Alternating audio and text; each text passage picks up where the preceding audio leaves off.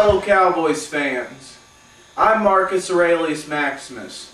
On this edition of Cowboys Imperial Report, we'll talk about the Cowboys game against the Chiefs. We'll talk about Jason Garrett. We'll look at a couple of interviews I did, but before we do anything, let's go to the break.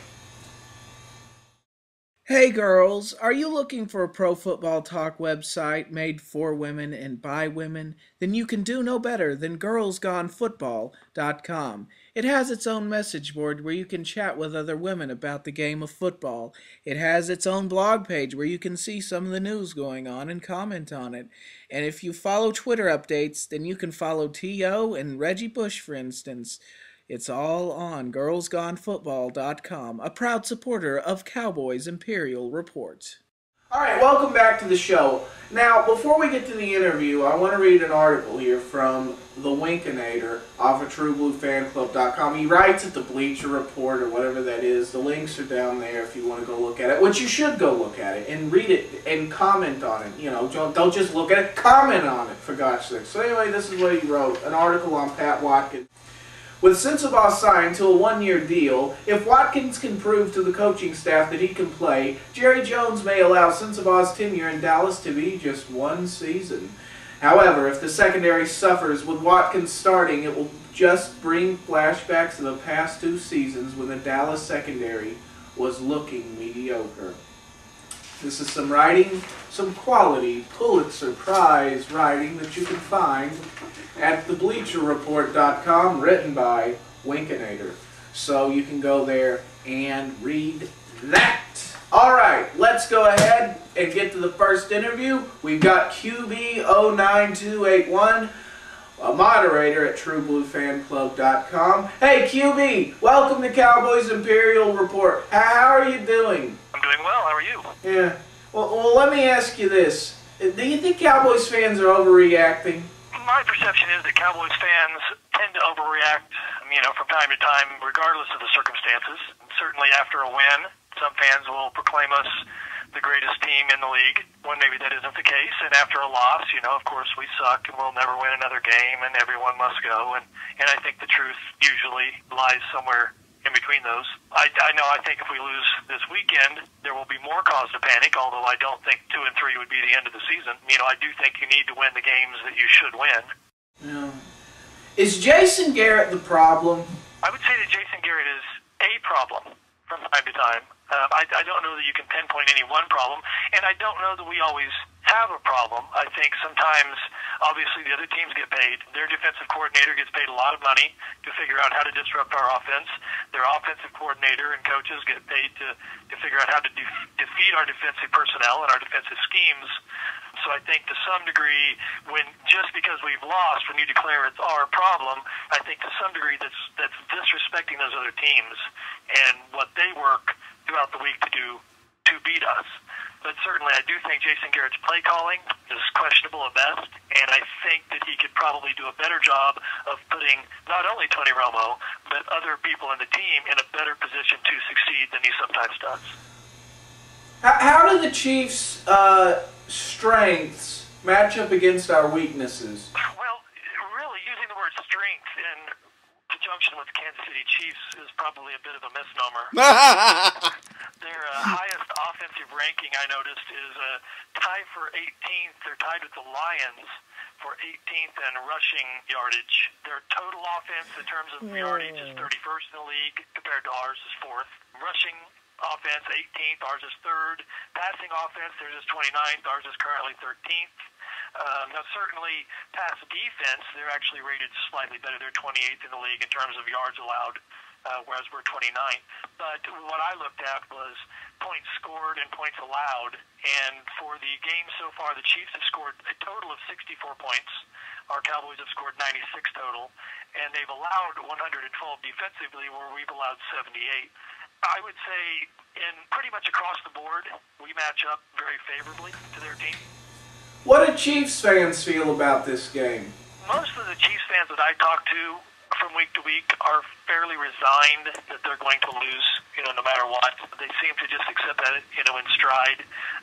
Many of them realize that they do have a new head coach and a lot of young new players, and they're undergoing another overhaul, and they've gotten used to that. And a lot of them were around, for Marty Schottenheimer era, where year after year they would perform well in the regular season, but then they would not do well in the playoffs or just miss the playoffs. And I think over the years, most of their fans, in my opinion, have developed a little more realistic perspective than some of our fans may have based on their experiences. Okay, so then what's your prediction for the game? Well, my prediction, being the homer that I am, is 31-17. Cowboys win. I'll be sitting there, hopefully enjoying it. Yeah, that's what I was going to say. You'll be sitting there. Yes, I am going to attend the game with my sister, and I'm very excited about it. And certainly we were excited to have you on Cowboys Imperial Report, QB09281. Thanks for being on. Hey, thanks for having me on, Em. All right, yeah.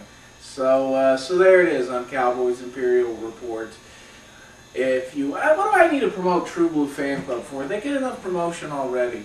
So there it is. And now let's go on to an interview that I did with another one of my professors at RSU. That's a fan of one of the teams that the Cowboys is playing this season. Dr. Quentin Taylor out of the Political Science Department. Go ahead and roll the interview for me. All right, Dr. Taylor, welcome to Cowboys Imperial Report. Okay, nice to be here. All right, Dan, you're a Chiefs fan. I am. Yes, and is there any good with the Chiefs this year? Any good? Not much. They haven't lost the franchise yet, which is good. Yeah.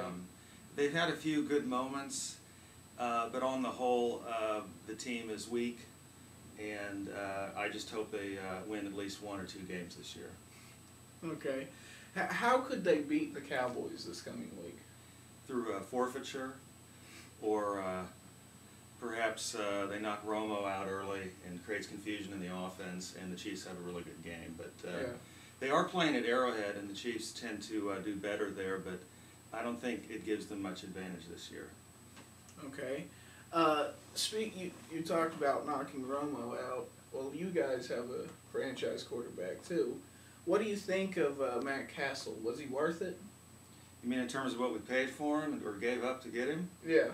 Well, it doesn't seem like it's worth it yet. They haven't won a game. I think he has a lot of talent and skill at the position, but he doesn't have a lot of talent around him, so his ability is limited insofar as their offensive line is weak. They don't have a great receiving core, and the running game doesn't seem to be doing anything. And I don't think he's passed for 100 yards this year, so it doesn't look good. I think the most significant thing about this particular game is that the Chiefs are playing as the Dallas Texans. And for those that are not familiar with their AFL history, that was the original Chiefs franchise before they actually moved to Kansas City. And they'll be wearing the old school uniforms, and Dallas will be wearing their old uniforms. It was a real rivalry at the time, as you may know, but I'm hoping to watch the game on Sunday, and maybe having those old school uniforms, since they won 3 championships with those, might help them. Yeah, and I do have to say that if not for the Dallas Texans coming in, the NFL would not have granted Clint Murkison an NFL franchise in Dallas. We had to be created in order to compete with you guys. That's correct. And without the NFL denying Lamar Hunt an NFL franchise, there wouldn't have been the Dallas Texans and therefore the Kansas City Chiefs. Exactly. But let's stick to the present. What's your prediction for Sunday? In terms of the score? Yeah. Or who wins? Both. Well, I mean, realistically, I never bet on the Chiefs either to win or to lose. I'd have to say after the Cowboys losing last week, they're probably going to be pretty prime. So in all reality, I'd have to predict a Cowboys win, probably 24-17, around that figure. Okay. Dr. Quentin Taylor, thank you for being on Cowboys Imperial. All right, that was nice to hear the interviews, but enough of the perspectives. Instead, let's go ahead and read from the history book. At first, the blank fell on the inconsistent Aikman, who could dazzle one week, then throw 3 interceptions the next. Finally, fed-up members of the team went to Johnson with complaints about a coach who, according to dozens of players, was single-handedly responsible for Dallas's feebleness. Dave Shula, tag, to go. Boys will be boys, page 85 through 89. It'll give you a good insight into the offensive woes of the 1990 Dallas Cowboys, which I think mirror the offensive woes of the 2009 Dallas Cowboys. When I say Garrett Delenda S, I mean Garrett must be destroyed. He's got to be fired! So we got to figure out what we're going to do. And there shouldn't be any figuring out. It ought to be run the ball. That's what it ought to be. And if we run the ball and control the clock against Kansas City, you know what I say? 20-10, Cowboys over the Chiefs. God save the Cowboys. Garrett Delenda S.